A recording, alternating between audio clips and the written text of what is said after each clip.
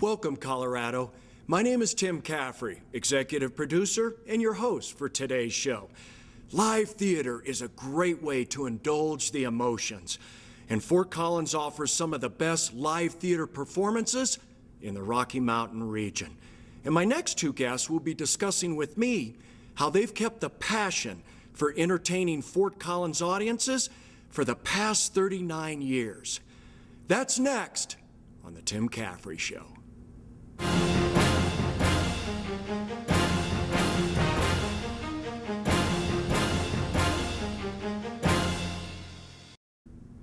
Joining me now on the stage of the Magnolia Theater inside the Lincoln Center in Fort Collins, Colorado, is Bruce and Denise Freestone, founders of Open Stage Theater Company. Welcome, and thank you both for coming on the show today. You're welcome. Thank you for having us. Thank you. It's a pleasure being here. Thank you. Bruce, I wanted to start with you by just saying that in my opening comments, that you and Denise have been entertaining Fort Collins audiences for almost 40 years, which is a remarkable accomplishment in and of itself. But I want to start today by, let's go back to the beginning, 1973. I know that's a long time, but let's go back to that. And my question to start today's discussion is, was there a specific moment or an event that sparked the genesis, which is Open Stage Theater that we know of it today? In a lot of ways, it was an impulse. Denise and I met at Colorado State University in the theater department. We were both undergraduates there. I had grown up in Fort Collins and gained an interest in theater in high school, as did Denise. She's a Denver native and went to South High. But when we were at CSU, that department was a good general education in theater, and we learned a little bit of everything. And this was even before we had graduated. We had friends who were moving away, musicians and theater people that were in Chicago and Los Angeles and Seattle, and a lot of what we heard back was, you know, gee, I can't get an audition, I'm still washing dishes, you know. Sure. We're gonna hang in there, you know. And it was really just kind of an epiphany where I said to Denise that we ought to start a company because I felt it was wiser to build an opportunity than to go looking for one. And my immediate response, and this is virtually a quote, is, "You're insane." And I always say that all the decades have proved that I was correct. Yes. He is insane. And it's still true. Yes. Okay. It was much more difficult than we ever thought it would be. Sure. Bruce initially thought there were several goals, but one is that an artist should be able to make a living in the community of their choice and have a family and have roots in the community. And that's actually very difficult to do in the arts, actually be grounded somewhere, especially in live theater. This industry is by its nature very mobile, and I think both Denise and I, having grown up in Colorado, we felt strongly that we wanted to commit to a place because of the benefits, you know, the sunshine and the weather and the mountains and the kids and family. Right. We're very family and very community oriented. That's part of our passion, is that we really believe that the arts that are grounded in their community and tied to their community actually create an incredible change in their community. And over the almost 40 years, that has shown itself to be true. Oh, absolutely. Yeah. But let me ask you, though, I mean, to pick Fort Collins, I mean, it's not like this is the epicenter, you know, of live theater in the United States. There was almost nothing here. So, I mean, that was an incredible leap of faith for the two of you to be. That's where the naivete came in very handily, that we are very stubborn. We continue to be very stubborn, and we were very naive, and I think in some ways we continue to be naive, and if we weren't those two things, we wouldn't still be here. Okay. Yeah. But it was really a commitment to place. I love Fort Collins. Denise loved Denver and Fort Collins, and her family's here, and so it was a commitment to place. and that philosophy that any artist anywhere should be able to be professional and make a living in their craft in the community of their choice. And I think we've been a major contributor to changing the face of this community. Open Stage Theater and all our artists are. Our artists do not make a living in their art. That's the one goal that has been probably the most challenging over the decades, is having the financial sustainability to actually be paying our artists at the level they should be paid at. Okay.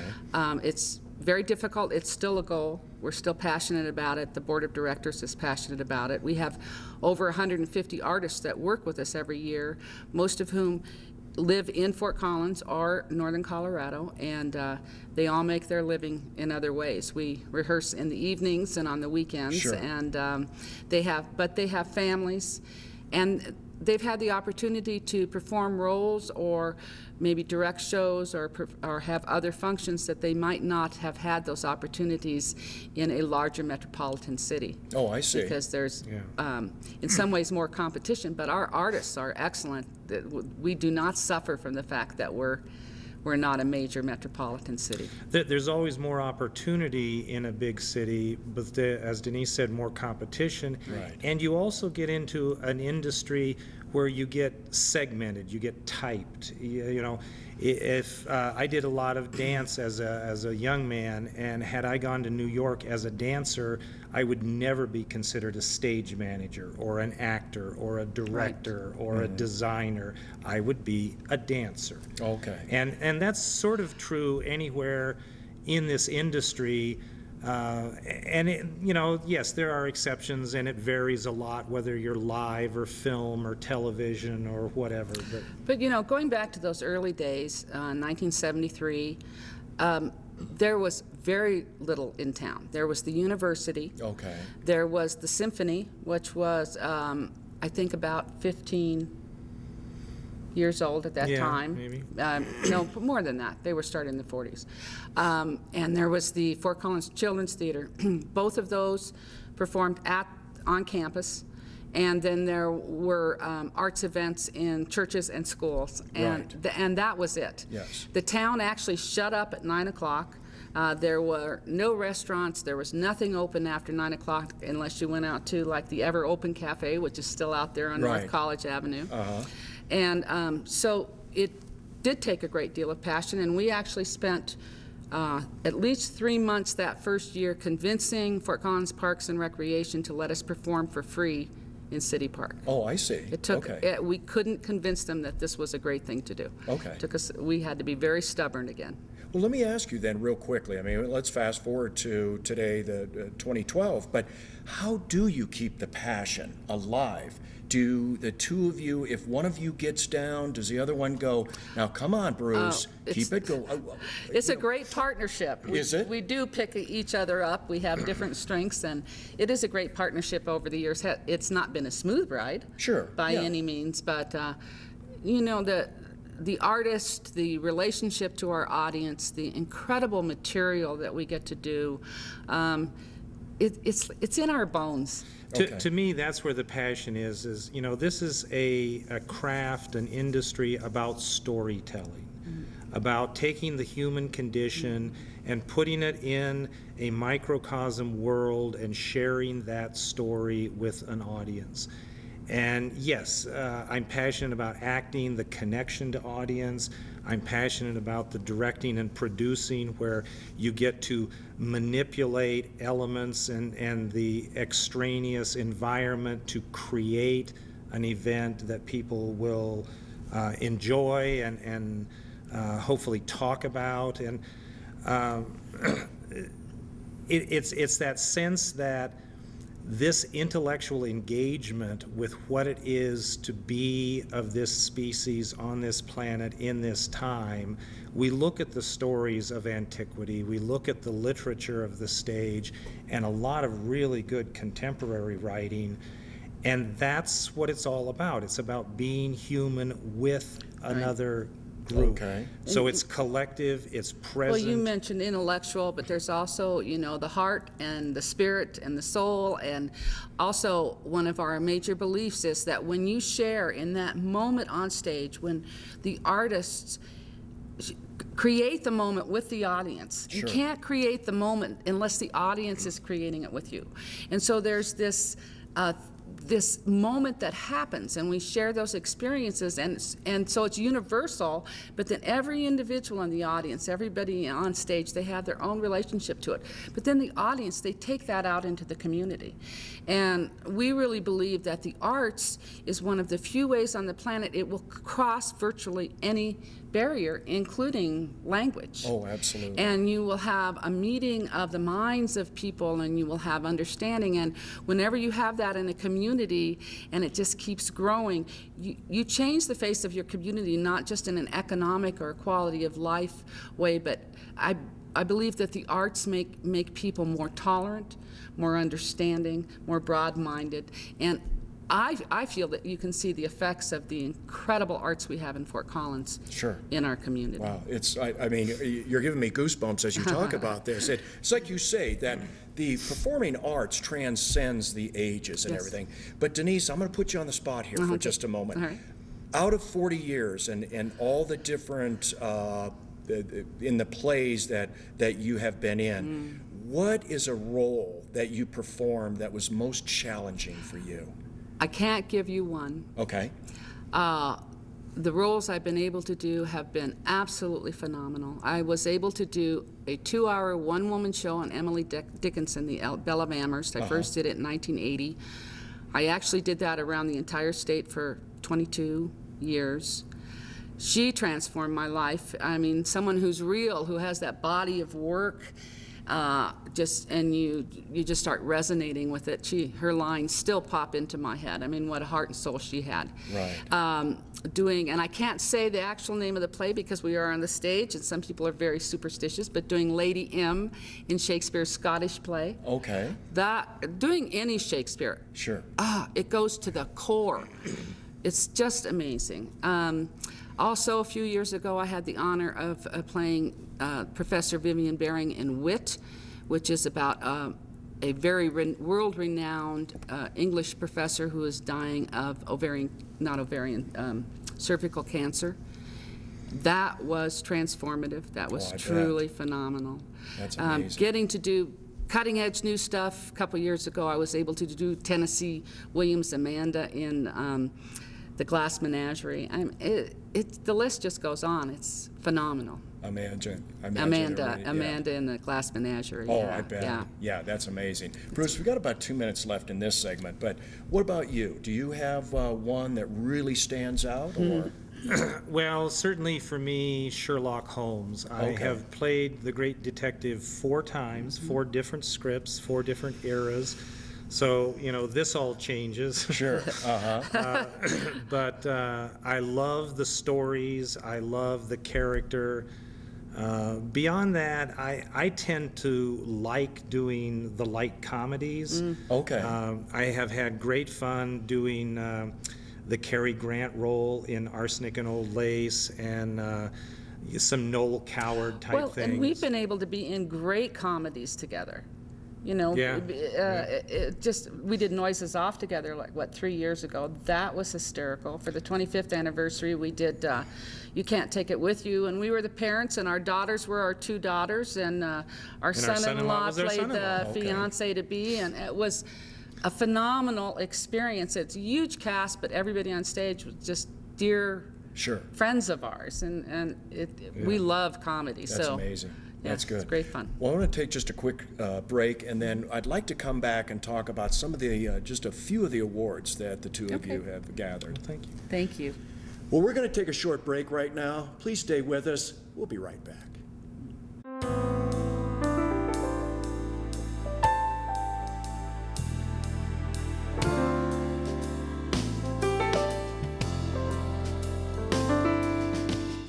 We're now back. Thank you for joining us. I'm speaking with Bruce and Denise Freestone, founders of the Open Stage Theater Company. Well, Denise, I wanted to ask you real quickly, as we said at the end there and coming into this next segment was, I want to read off a few of the awards that the two of you received. Now, you and Bruce are the 2003 recipients of the prestigious Tree of Peace Medallion from Arts Alive Fort Collins. And Denise, this here, you were named 2010 Woman of Distinction by Northern Colorado Business Report, as well as the Governor's Award for Excellence in the Arts, and the 2011 Henry Award for Outstanding Regional Theater. What do these mean to the two of you? Well, it certainly is always heartening to have those authorities from the outside recognize the work that you've done. Sure. And it also increases your reputation, which for us is so incredibly valuable because it continues to draw audience to us. Right. And there are, of course, the day-to-day operation reasons you want the audience. You need to pay the bills. Right. But more than that, it's that communion with our audience, Fort Collins and Northern Colorado specifically, that we want to continue to grow and nurture. And it's these sort of awards that I believe really allow us to do that more. Okay. Bruce? I think there's a certain element of you're never hero in your hometown sort of thing. So to have outside recognition, it's like the city of Fort Collins is constantly on somebody's top 10 list. Okay. That's important because that means that someone from the outside has examined it, evaluated it, and said, this is a good deal going here. As Denise said, you know, it's the communion with the audience which is probably most important. Each and every production that we mount, that story and what that says to a modern viewer today. So yeah, I mean, the Henry Award comes from the Colorado Theater Guild. That is our peers. That's incredibly meaningful. The Governor's Award came several years ago, but that was the state and our elected officials and the sort of grant and foundation community saying this company has what it takes. Denise and I have all along, from the beginning, felt very strongly that we needed to be connected to the community as a business as well as an arts entertainment. Okay. So, you know, chamber, convention and visitors bureau, city politics, state politics, and you know, all there's of that an stuff. interesting story, especially with the Governor's Award for Excellence in the Arts. We got that in our 25th anniversary. Okay. And that was probably the first big major thing that we've gotten. It was a huge difference. Now, I know I talked earlier about the being grounded in the geography and in your community. Sure. You know, I really believe that if we look around our environment, we'll get a sense of how the people in this environment operate. So if you look at Fort Collins, there's a very gentle energy, but it still has the dynamics and the beauty of the mountains and where the mountains and all these wonderful things. Well, our experience has been that things grow very slowly here, that you really have to work very hard and very long to establish something, but once you establish it, it's there. If you look at Boulder with the flat irons and how erratic that geography is, you can build something overnight, but it doesn't last as long usually. That's interesting. And so I've always had that feel and that belief that Fort Collins has that gentle, slower moving energy, but once you've got it, it's solid. And that 25 years of the Governor's Award, that was our day of, yes, we've made it. And there was really something that happened then between forcing people to listen to us, doing it despite what everybody said, being stubborn, being in people's faces, and all of a sudden people listened to us. Sure. Yeah. And that was that 25th anniversary and that award. And actually, we were a little in shock for a couple years after people started listening to us, because like we've been pushing against this heavy metal door for 25 years, and all of a sudden it just flew wide open and we landed smack on our faces, and it took us a couple years to get up and go, okay, well, we'll fight another battle. we'll fight this battle to move the arts forward in our community in different Right. ways. Oh, that's amazing. That's excellent. Well, and we've always, as I said, sort of felt like there's a larger mission here in terms of Yes. bringing arts and culture as a philosophy, a discipline, a way of life, so that it's integrated, not just in the schools, but in your daily life. Art in public places, sculpture, architecture. I think those are so incredibly important that you walk through your built environment and you have these surprises, these pleasing things that make you smile, make you open up, and make you relax about, it's good to be in this community. Yes. Well, and the arts per capita we have in Fort Collins is phenomenal.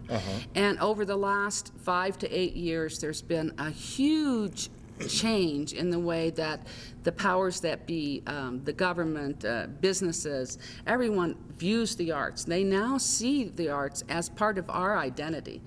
And who we are and what we should promote to be a strong community, an economically sustainable community, and a rich, and diverse, and creative community.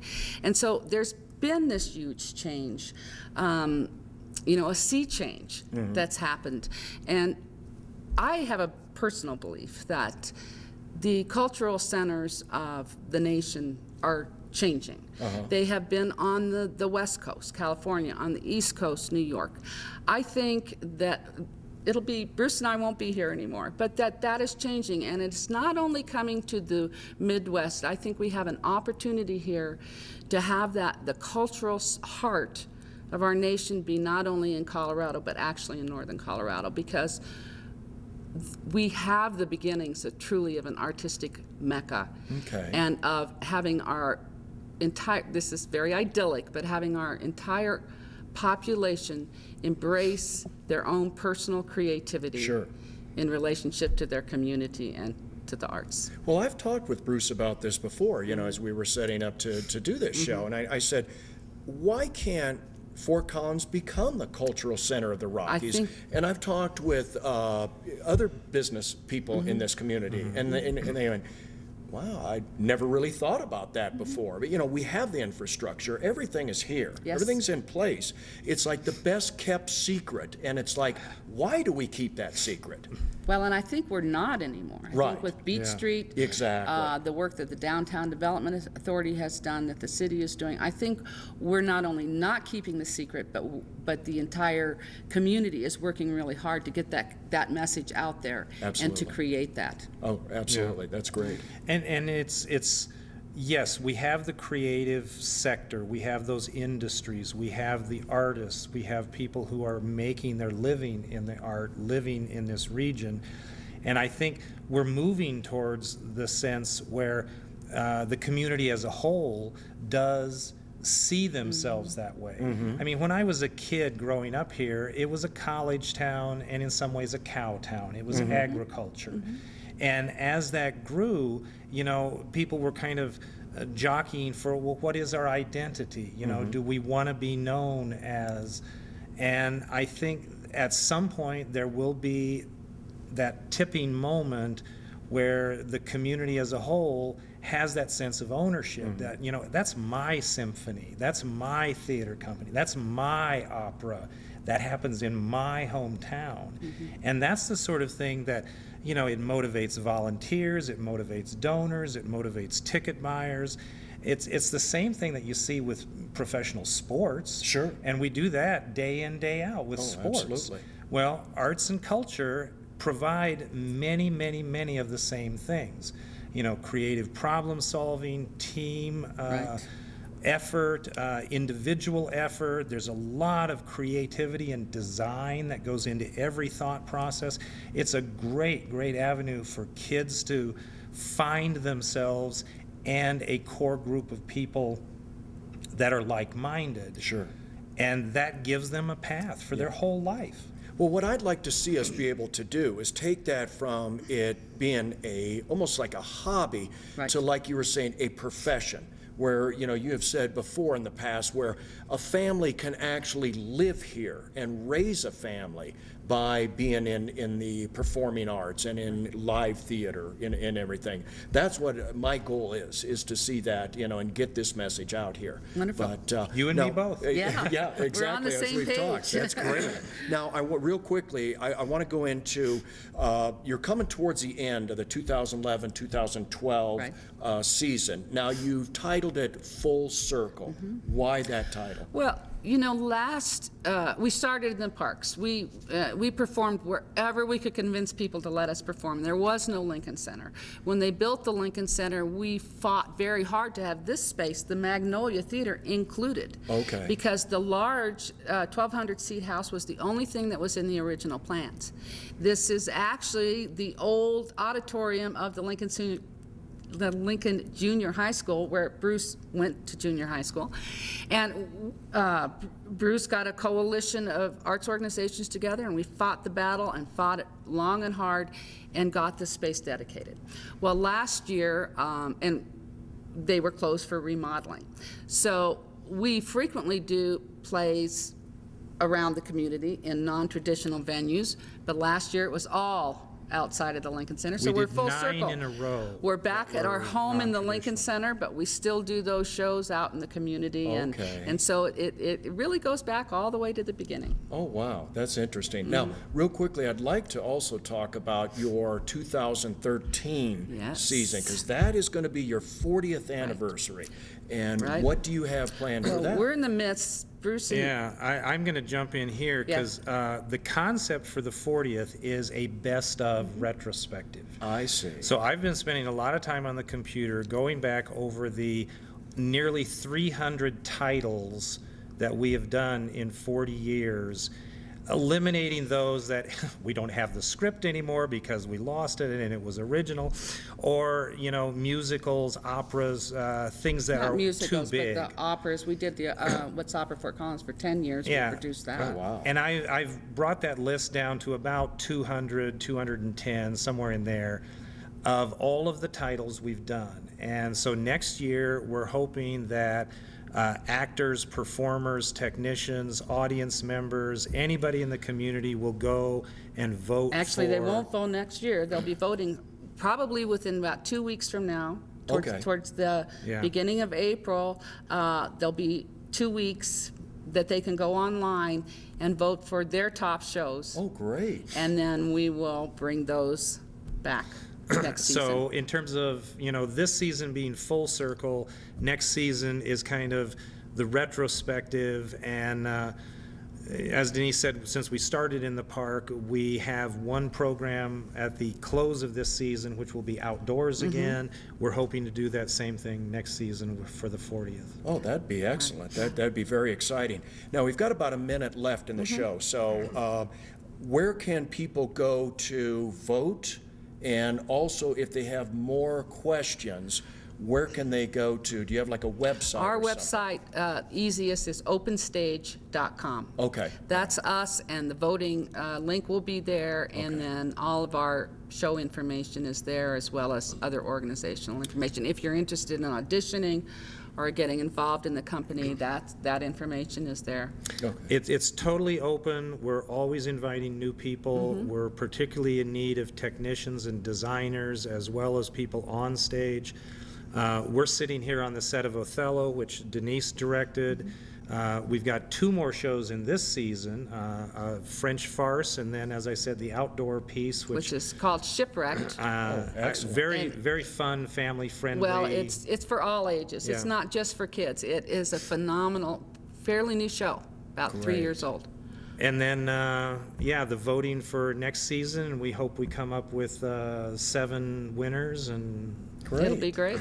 Hopefully one of those will be outdoors as well. Well, congratulations to both of you. Again, thank you both for coming on the show today and getting this information out here. I love how passionate you two are, and thank you for what you're doing. Till the day we die.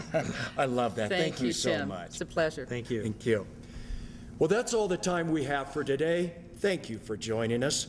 Until next time, and remember, we at the Tim Caffrey Show believe that community awareness translates into community involvement. So please, get involved, volunteer, and together we'll make Colorado a great place to live for all its citizens. Goodbye.